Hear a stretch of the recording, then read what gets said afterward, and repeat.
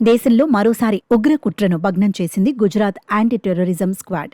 సామాజిక వ్యతిరేక కార్యకలాపాలకు పాల్పడుతూ వివిధ ప్రాంతాలలో అనుమానాస్పదంగా సంచరిస్తున్న ముగ్గురిని అరెస్ట్ చేసింది.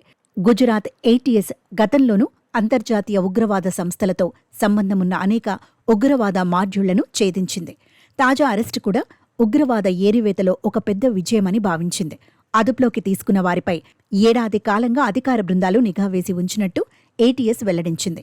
వారికి ఉగ్రవాద సంస్థ ఐఎస్ఐఎస్తో సంబంధముందని పేర్కొంది.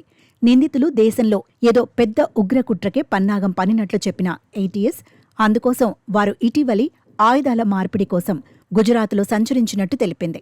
ముగ్గురిలో ఇద్దరు పశ్చిమ ఉత్తరప్రదేశ్కు చెందినవారు కాగా మరొకరు హైదరాబాద్ వాసిగా ఏటీఎస్ గుర్తించింది. ఈ ముగ్గురు ఉగ్రవాదంపై ప్రత్యేక శిక్షణ పొందారని, వారి వయసు సుమారు 30 నుంచి 35 ఏళ్ల మధ్య ఉంటుందని తేల్చింది. వీరంతా 2 వేరువేరు సంస్థల ఉగ్ర మాడ్యూళ్లలో భాగమని తెలిపింది. నిందితులపై విచారణ చేపట్టినట్టు ఏటీఎస్ అధికారులు వెల్లడించారు. వీరితో ఇంకెవరికైనా సంబంధాలున్నాయా, వారి ప్రణాళికలేంటి అనే విషయాలు బయటపడే అవకాశమున్నట్టు తెలిపారు.